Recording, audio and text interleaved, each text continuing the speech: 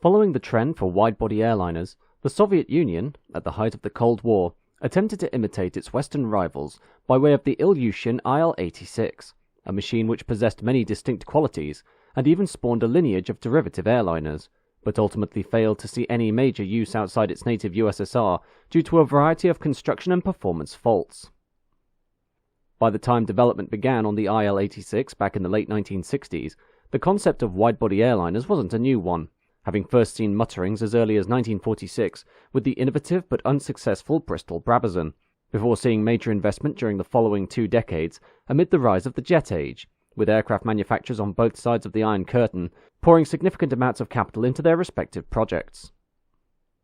While America and Europe busied themselves with the upcoming Boeing 747, Douglas DC-10, Lockheed TriStar and Airbus A300, the Soviet Union considered a more cost-effective method through OKB-153, a design bureau led by Oleg Antonov, which would answer the call of the Soviet Union's demand for a wide-body airliner as specified by the Politburo to the Ministry of Civil Aviation, which would be delivered under a project called Aerobus, possessing 350 seats and a range of 1,900 nautical miles with a 40-ton payload, or 3,100 nautical miles with seats taken, but no freight. The prospective model also being capable of landing at an airport with an 8,500-foot runway and poor infrastructural conditions, designated Class B airfields. Antonov's proposal under OKB-153 was to reuse the airframe of the Antonov AN-22 military transport, the largest turboprop aircraft ever built, the intention being for this civilian variant to carry 724 passengers across 2 internal decks, although this scheme was ultimately abandoned in 1969, as the turboprop design was considered old-fashioned when compared to the prevailing trend for jets, as was demonstrated through the release of the Boeing 747 during the same year, a double-deck airliner that immediately took the aviation world by storm and introduced air travel to the mass market, followed in 1971 by the Douglas DC-10 trijet, the Lockheed L-1011 in 1972, and the Airbus A300 twinjet of 1974, each of which rewrote the layout of global transport patterns. With the failure of the Antonov AN-22-based project, an alternative was sought under Bureau OKB-240, which was spearheaded by the aircraft manufacturer Ilyushin, who, after losing much of their market strength to rivals Tupolev and Antonov during the 1960s, was granted the Aerobus project on September 8, 1969 by Aeroflot, followed by specific operational requirements for the upcoming airliner on February 22, 1970. The Ilyushin model was initially to be based on the existing IL-62 and would have comprised a 30-ton payload, 259 seats, and a 22-foot-long fuselage, essentially taking pointers from the Douglas DC-8 Super 60 series, which enlarged the overall design of that model in order to improve capacity, while other proposed IL-62 modifications included a double-deck design and even the possibility of having 2 fuselages side by side, though none of these ideas left the drawing board. Amidst considerations as to a possible civilian variant of the Il-76 military transport aircraft, in March 1970, it was decided by the OKB-240 Bureau that the new Il-86 would be based on a completely bespoke platform, replacing the appropriate technology approach of the Il-62 with innovative powered controls, complex high-lift devices, and advanced automation which would reduce the number of flight deck crew, with an early avant-project scale model being shown at an exhibition in Moscow on May 17, 1971. One of the major hurdles for the Il-86 to overcome was the requirement to serve Class B airfields, where, aside from an endemic need for a strong landing gear and airframe in order to operate onto rough, largely unpaved or improvised runways and taxiways, the aircraft also had to accommodate the fact that many of these airports had little to no infrastructure for the service of large jet airliners, including air stairs, gate and baggage handling facilities. The result was a somewhat unique self-loading system, whereby a hydraulically powered set of stairs extended out of its own door in the lower fuselage and connected directly into the passenger cabin, while beneath the cabin floor was a self-service baggage area in which items of luggage could be stowed by the passengers themselves, thereby circumventing the problem of airports where no baggage handling or gate facilities existed, while the Il-86's extremely wide fuselage diameter of 19.9 feet, wider even than the Boeing 747, meant passengers were allowed full standing headroom within the underfloor luggage compartment, the airliner having the second widest fuselage on a passenger aircraft behind the Boeing 777. Satisfied with the concept, the Bureau was allowed to proceed with the project on March 9, 1972, although debate existed as to the configuration of the aircraft, including the potential for a clean-winged rear-engine T-tail configuration that matched the likes of the Vickers VC-10 and Ilyushin Il-86, as well as the unfinished BAC-311 concept, while other proposals, including a high-wing monoplane with engines in pods, akin to the Boeing B-47 Stratojet strategic bomber, and low-wing monoplane with pod engines, like the Boeing 747, were dismissed on grounds of political inconvenience. While the attitude of the Soviet government forbade high-ranking party members from openly expressing their true thoughts on Western aeronautical designs, in reality, Soviet engineers had been quietly meeting with American and European designers in Paris during the late 1960s, including, most notably, Joe Sutter, chief project engineer for the Boeing 747, and Bob Whittington, a senior engineer who was deeply involved in Boeing's Supersonic Transport or SST program, these meetings being undertaken as part of a government-sanctioned technology exchange between Boeing and the Soviet Union, wherein design aspects for the 747, including the engine configuration, were traded for information from Soviet engineers as to the processing and use of titanium in airframes, which would help inform the development of the proposed Boeing 2707 SST. Based on these trade meetings, the overall direction of the Il-86 project was to have a low-wing monoplane design with 4 pod-mounted engines, although this gave rise to another issue as to an appropriate power plant, the Western aviation industry having developed, as an improvement over the smaller turbojet engines used on the initial batch of transcontinental airliners, like the Boeing 707 and Douglas DC-8, power units which had a larger cross-section that could adequately provide cruising speeds and climb rates regardless of the aircraft's increased size and heavier payload. For the Soviet Union, no such power plant existed, the most advanced engine available in their arsenal being the Soloviev D-30 from the Ilyushin Il-76, which was originally intended for the Il-86 but was found to have insufficient thrust, thereby forcing the design team, after a 3-year period of unsuccessful testing with the D-30, to utilize the more archaic Kuznetsov NK-8 series engine from the Il-62, this power plant, much like the D-30, sporting incredibly high fuel consumption and noise. Subsequently, the Soviet Union's drive to input the highest levels of technology into the Il-86 only served to illustrate how far behind the West the communist nation was, with contemporary airliners, which were in themselves considered advanced, having a 5-man flight crew, including 2 pilots, a flight engineer, a radio operator, and a navigator, thereby forcing the Il-86 project to develop new forms of flight instrumentation and avionics which would allow for a 3-man operation akin to Western rivals, a time-consuming process which delayed the overall project completion.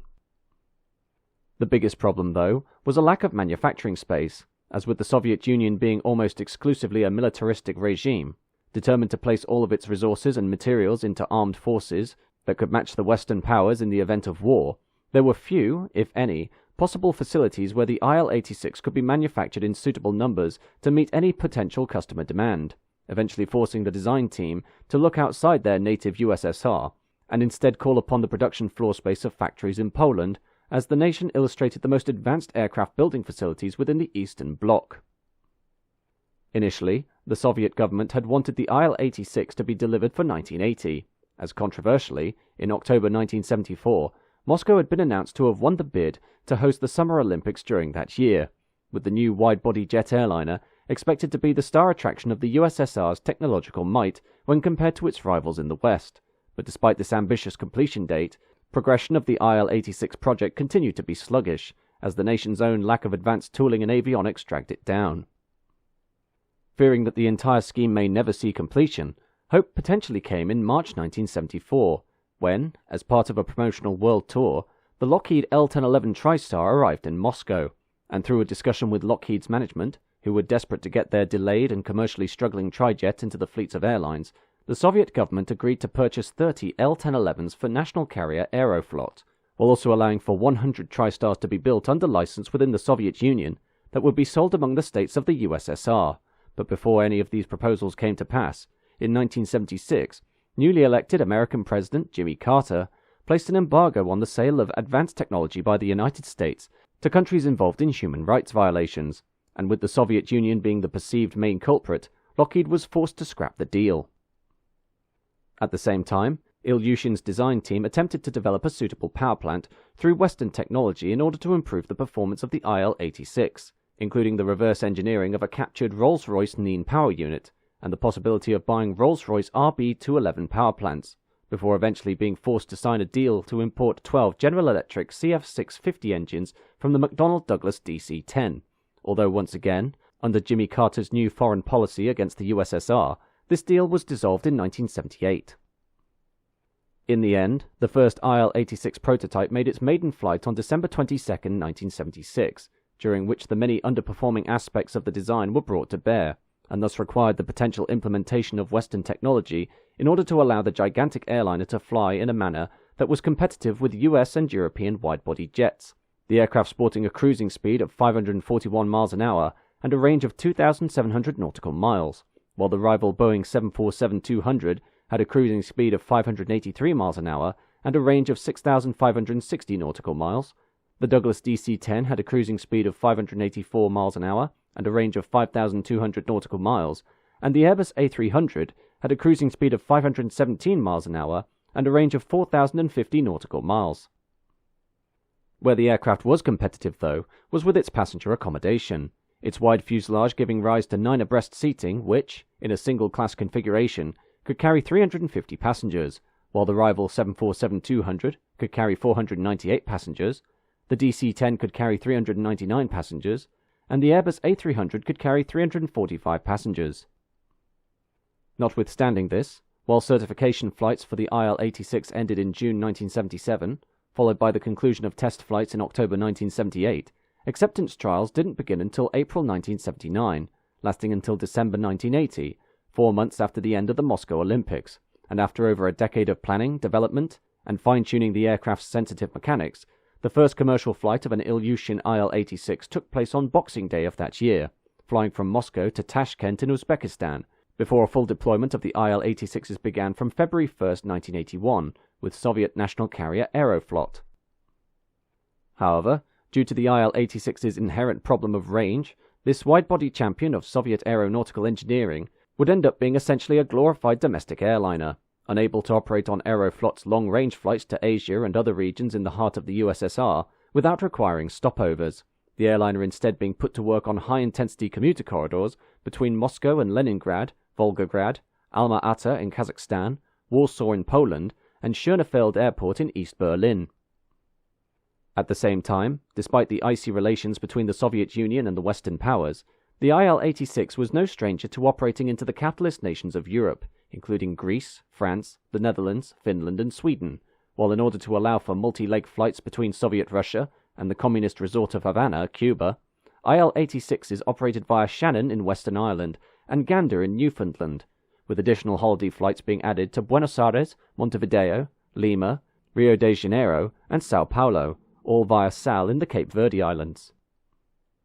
As mentioned, due to a lack of building capacity in Russia itself, work was outsourced to the Polish aircraft industry in order to build the Il-86, but production of these airliners was sporadic at best, with only 1 aircraft produced in 1980, followed by no new units during 1981, and then 11 units in 1982, the overall assembly of the aircraft being split among Poland's many aircraft building companies, including WSK Milek and PZL, although due to labour and political unrest in Poland from 1980 onwards, work to construct the wings that was originally to be outsourced to PZL was done by the Voronezh factory in Moscow.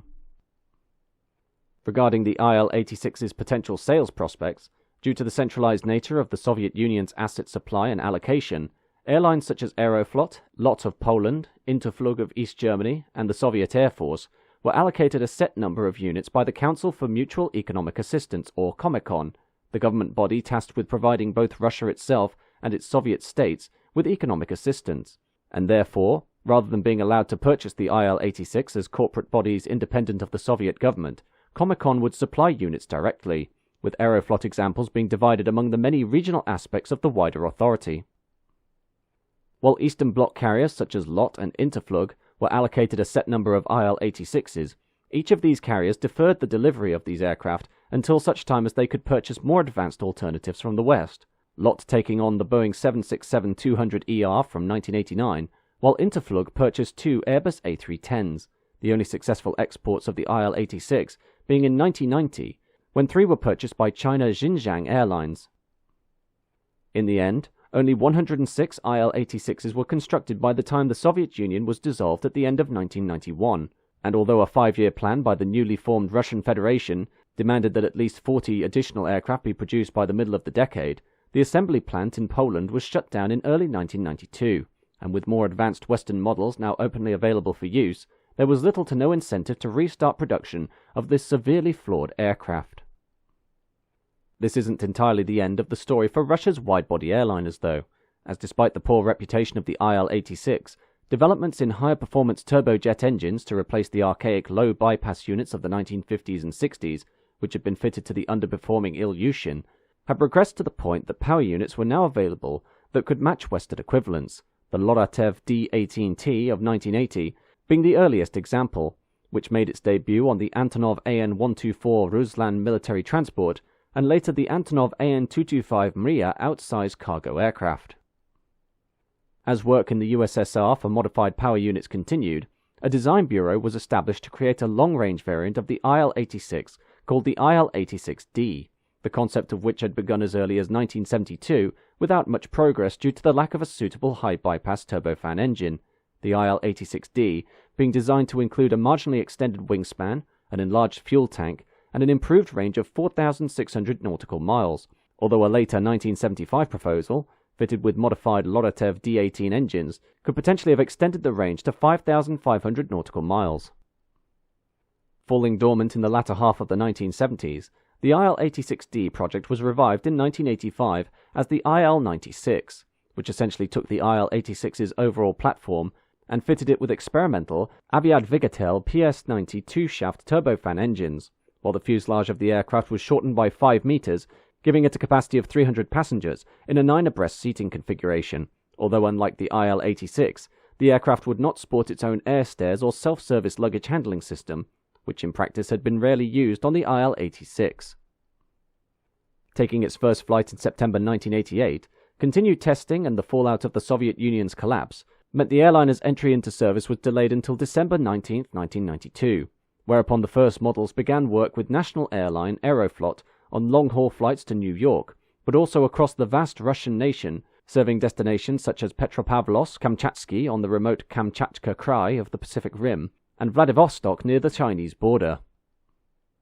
The Il-96, however, despite being a far more advanced aircraft than the Il-86, still failed to truly sell in profitable numbers due to its performance being comparatively lackluster against Western equivalents like the Airbus A340 and Boeing 777, the Il-96 presenting a range of 6,200 nautical miles, a cruise speed of 540 miles an hour, and a capacity of 300 passengers, while the Boeing 777-200 had a range of 7,065 nautical miles, a cruise speed of 587 miles an hour, and a capacity of 313 passengers, and the Airbus A340-300 had a range of 7,300 nautical miles, a cruise speed of 567 miles an hour, and a capacity of 335 passengers.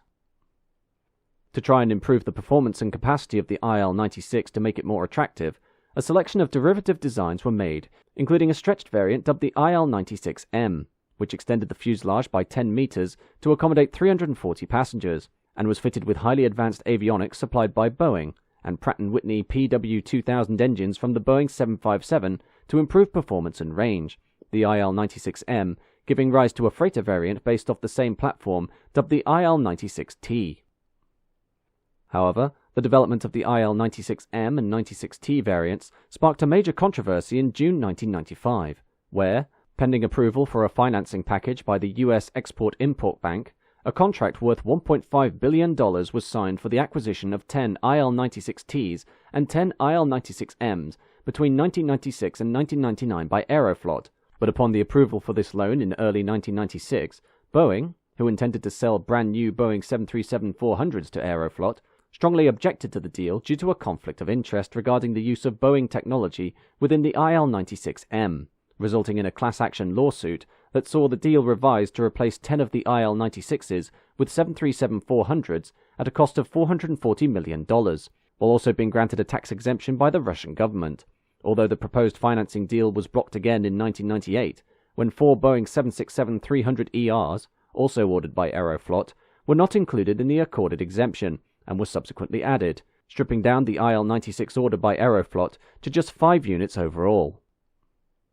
With this, production of the Il-96, regardless of its improved variants, was vanishingly small, with at most 3 units being produced per year, while sales for the airliner were exclusively among the nations of the former Soviet Union and its allies, national carrier of communist Cuba, Cubana de Aviación, taking on 5 units with the option of an additional 3 in order to work transatlantic flights to Moscow and Madrid.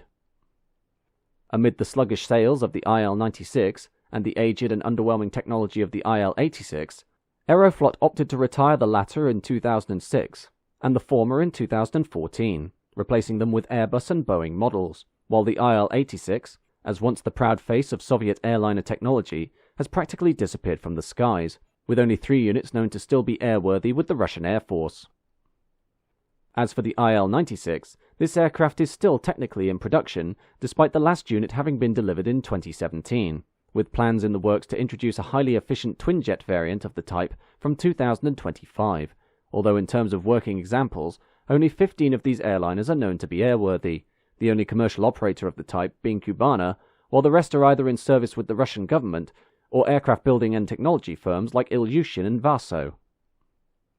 Nevertheless, while the Il-86 and Il-96 were machines largely overlooked for their archaic technology and fragmented production, as of 2021 no passenger lives have been lost aboard either of these aircraft, although so far 10 Il-86s and 1 Il-96 have been involved in accidents, 5 of which resulted in hull losses and cumulatively caused the deaths of 23 non-passenger occupants.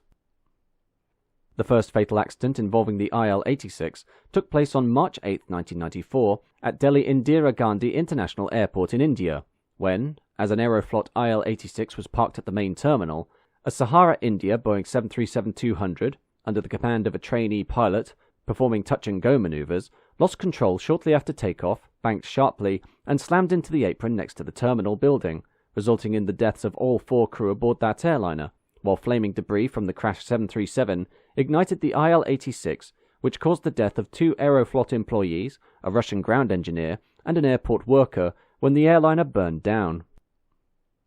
The second and latest fatal crash of the Il-86 occurred on July 28, 2002, when Pulkovo Aviation Enterprise Flight 9560, a repositioning flight from Moscow to St. Petersburg, with only the flight crew aboard, crashed shortly after takeoff due to the trim toggle button on the control column causing a spontaneous retrimming of the tailplane, rapidly transitioning to a nose-heavy trim and sending the plane into an unrecoverable dive, killing 4 flight deck crew, 2 ground support staff, and 10 cabin crew aboard, while 2 injured cabin crew members survived. For the Il-96, while there have been no fatal accidents involving this airliner, in 2005, Russia indefinitely grounded the Il-96-300 variant after transport inspectors pointed out malfunctions in the jet's braking systems, coming just weeks after a technical glitch aboard the Russian presidential aircraft of Premier Vladimir Putin was withdrawn at the last minute during a state visit to Finland, while the only Il-96 to be written off occurred following a fire aboard a retired Aeroflot example in storage at Moscow Sheremetyevo Airport on June 3, 2014.